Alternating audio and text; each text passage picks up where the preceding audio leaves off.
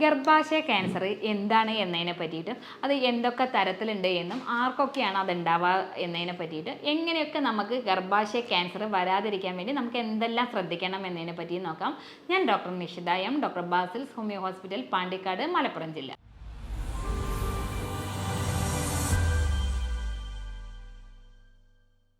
ഗർഭാശയ ക്യാൻസർ പൊതുവേ നമ്മൾ രണ്ടായിട്ടാണ് ഡിവൈഡ് ചെയ്തിരിക്കുന്നത്. അതിൽ ഒന്നായി ഫസ്റ്റ് പറയേണ്ടത് നമ്മൾ ഗർഭപാത്രത്തിൻ്റെ ഈ ഉള്ളിലുള്ള ലെയറിൽ എൻഡോമെട്രിയം എന്ന് പറയുന്ന ഈ ടിഷ്യൂസ് ക്രമാതീതമായിട്ട് വളരുന്ന ഒരു കണ്ടീഷൻസിനെയാണ് നമ്മൾ എൻഡോമെട്രിയൽ ക്യാൻസർ എന്ന് പറയാറുള്ളത്. അതുപോലെ തന്നെ മറ്റൊന്നാണ് ഗർഭാശയ സാർക്കോമ എന്ന് പറയുന്നതാണ് മറ്റൊരു കണ്ടീഷൻസ്. അപ്പോൾ പ്രധാനമായിട്ട് ഇത് ആർക്കൊക്കെയാണ് ഇനി ഉണ്ടാവുക എന്നുള്ളതാണ് നമ്മൾ നോക്കേണ്ടത്. ആരാണ് ഇത്തരത്തിലുള്ള ഗർഭാശയ ക്യാൻസർ ഉണ്ടാകാനുള്ള ഹൈ റിസ്ക് ആയിട്ടുള്ള വ്യക്തികൾ എന്നുള്ളത്.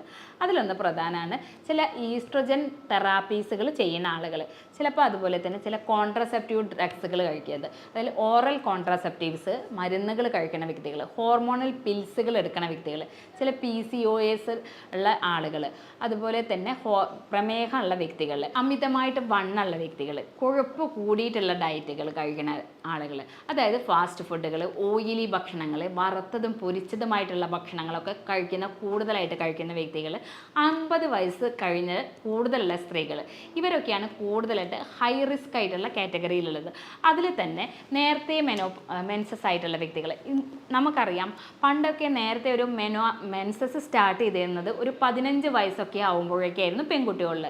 ഇന്ന് നേരത്തെ തന്നെ മെൻസസ് ആവുക ഒരു 10 വയസ്സിന്, അതായത് ഒരു 12 വയസ്സാവുമ്പോഴേക്ക് തന്നെ പെൺകുട്ടികൾ മെൻസസ് ആവുക. അതായത് 12 വയസ്സിന് മുന്നേ മെൻസസ് ആവുന്ന പെൺകുട്ടികളാണ് ഇത്തരത്തിലുള്ള ഗർഭാശയ ക്യാൻസർ വരാനുള്ള ചാൻസ് കൂടുതൽ.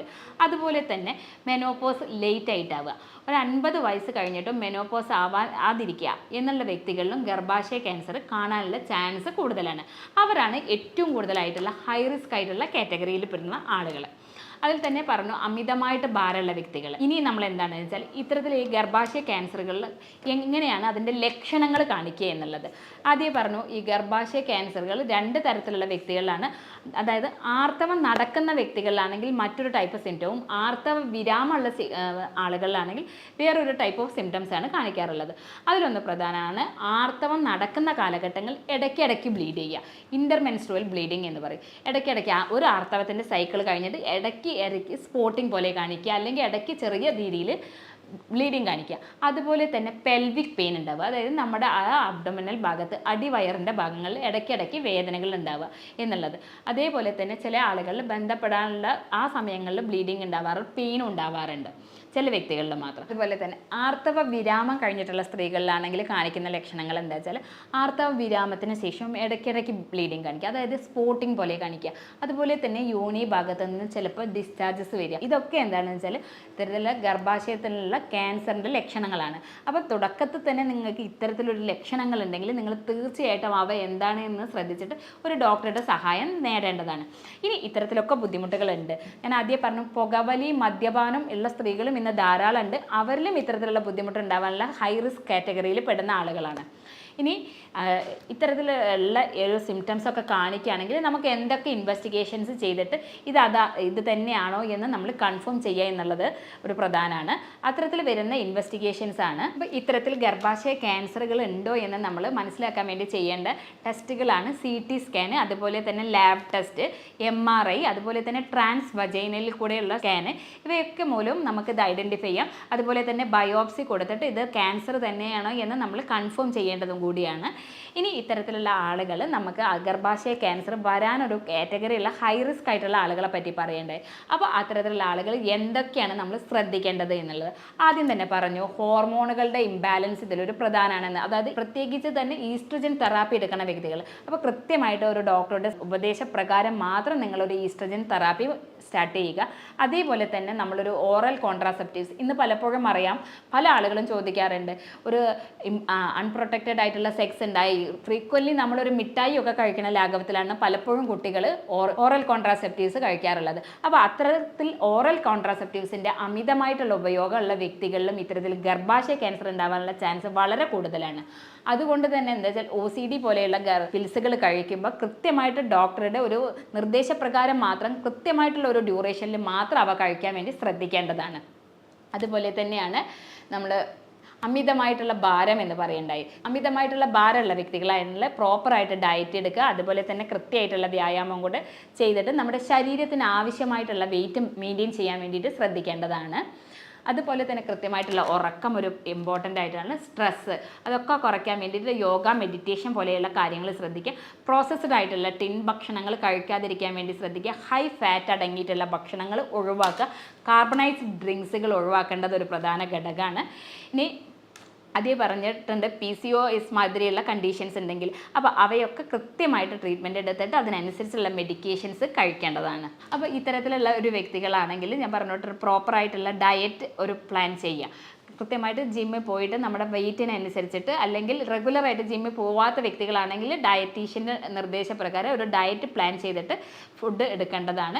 ഇനി കഴിക്കേണ്ട ഭക്ഷണത്തിൽ ഏറ്റവും പ്രധാനമാണ് തവിട് അടങ്ങിയിട്ടുള്ള ഭക്ഷണങ്ങൾ ഉൾപ്പെടുത്തുക എന്നുള്ളത്. അതിനകത്ത് ഓട്സ് പോലെയുള്ള തവിടുള്ള ധാന്യങ്ങൾ ആസച്ച് കൂടുതലായിട്ട് കഴിക്കാൻ വേണ്ടി ശ്രദ്ധിക്കേണ്ടതാണ്. ഇലക്കറികൾ കഴിക്കാവുന്നതാണ്. ഇനി ഈ പ്രത്യേകം ശ്രദ്ധിക്കേണ്ടതെന്ന് വെച്ചാൽ ഈ ആർത്തവ വിരാമത്തിന് ശേഷം ഇത്തരത്തിൽ ബ്ലീഡിങ് ഉണ്ടായിക്കഴിഞ്ഞാൽ പലപ്പോഴും ആളുകൾ പുറത്ത് പറയില്ല. കാരണം ഇത് സ്പോട്ടിങ് അല്ലേ ഉള്ളൂ, ഇത് മെൻസസ് നിൽക്കാനായി എന്നുള്ള ഒരു തരത്തിലാണ് ആളുകൾ ഇതിനെ കരുതാറുള്ളത്.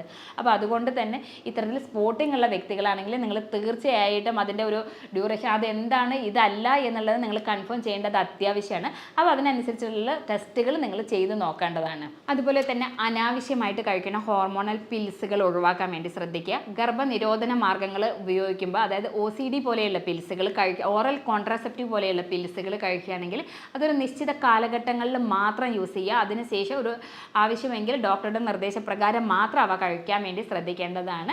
അമിതമായിട്ടുള്ള ഭാരം കുറയ്ക്കാൻ വേണ്ടിയിട്ട് ശ്രദ്ധിക്കുക എന്നുള്ളതാണ്. സ്ട്രെസ്സുകൾ ഒഴിവാക്കുക, നല്ല മെയിൻറ്റെയിൻ ചെയ്യുക, പ്രോപ്പറായിട്ട് തന്നെ ഭാരം മെയിൻറ്റെയിൻ ചെയ്യുക എന്നുള്ളത്. കൊഴുപ്പുകൾ അടങ്ങിയിട്ടുള്ള ഭക്ഷണങ്ങൾ കംപ്ലീറ്റ്ലി വർജിക്കേണ്ടതാണ്. PCOD പോലെയുള്ളവയാണെങ്കിൽ റെഗുലറായിട്ട് അവരുടെ ഡയറ്റ് പ്ലാൻസ് നോട്ടീസ് ചെയ്യുക. ഇൻഫെർട്ടിലിറ്റി പോലെയുള്ള ഇൻഫെർട്ടൈൽ കപ്പിൾസിലാണ് ഇത് കൂടുതലായിട്ട് വരാനുള്ള ചാൻസ്. അതായത് വന്ധ്യതയുള്ള സ്ത്രീകളിൽ ഇത്തരത്തിലുള്ള ഗർഭാശയ ക്യാൻസർ വരാനുള്ള ചാൻസ് കൂടുതലാണ്. അതുപോലെ തന്നെ പ്രമേഹം, ഹൈപ്പർ ടെൻഷൻ ഒക്കെ ഉള്ള വ്യക്തികളിലും ഇത്തരത്തിൽ ഗർഭാശയ ക്യാൻസർ വരാനുള്ള ചാൻസ് ഉണ്ട്. അപ്പോൾ അതൊക്കെ മോണിറ്റർ ചെയ്തിട്ട് നമ്മൾ ഒരു റെഗുലർ ആയിട്ടുള്ള ഒരു ജീവിതത്തിൻ്റെ രീതി കൺട്രോൾ ചെയ്യേണ്ടത് അത്യാവശ്യമാണ്. ഇനി ഇത്തരത്തിലുള്ള കാര്യങ്ങളൊക്കെ നിങ്ങൾ ശ്രദ്ധിക്കുക. ഇത്തരത്തിലൊരു എന്തെങ്കിലും ഇഷ്യൂസ് നിങ്ങൾക്ക് ഫീൽ ചെയ്യുന്നുണ്ടെങ്കിൽ അതിന് പ്രോപ്പറായിട്ടുള്ള ടെസ്റ്റുകളൊക്കെ ചെയ്തിട്ട് അതില്ല എന്ന്, ഇത്തരത്തിലൊരു ബുദ്ധിമുട്ട് ഇല്ല നിങ്ങൾക്ക് എന്ന് നിങ്ങൾ ഉറപ്പ് വരുത്തേണ്ടതാണ്. അതിനായിട്ട് നമ്മൾ ചെയ്യാറുള്ളത് യൂറോപ്യൻ നിർമ്മിതമായിട്ടുള്ള സോഫ്റ്റ്വെയർ ഉപയോഗിച്ചിട്ട് ജർമ്മനിയിൽ നിന്ന് ഇറക്കുമതി ചെയ്തിട്ടുള്ള ജർമ്മൻ മെഡിസിൻസ് ആണ് നമ്മൾ കൊടുക്കാറുള്ളത്. രോഗത്തിൻ്റെ നിർണ്ണയവും അതുപോലെ തന്നെ രോഗിയുടെയും മാനസികവും ശാരീരികവുമായ എല്ലാ തരത്തിലുള്ളതും കണക്കിലെടുത്തുകൊണ്ടാണ് നമ്മൾ മെഡിസിൻസ് കൊടുക്കാറുള്ളത്. അതുമൂലം തന്നെ പെട്ടെന്ന് തന്നെ അവർക്കൊരു ശാശ്വതമായിട്ടുള്ള ഒരു പരിഹാരം ലഭിക്കാൻ സാധ്യമാവാറുണ്ട്. ഇത്തരത്തിൽ എന്തെങ്കിലും നിങ്ങൾക്ക് ഇതുമൂലമുള്ള എന്തെങ്കിലും ബുദ്ധിമുട്ട് അല്ലെങ്കിൽ ഇത്തരത്തിൽ എന്തെങ്കിലും ആരോഗ്യപരമായിട്ടുള്ള പ്രശ്നങ്ങളോ ഉണ്ടെങ്കിൽ നിങ്ങൾക്ക് എന്നെ കോൺടാക്ട് ചെയ്യാവുന്നതാണ്. ഞാൻ doctor Nishitha M, doctor Basil homeo hospital, Pandikkad, Malappuram ജില്ല.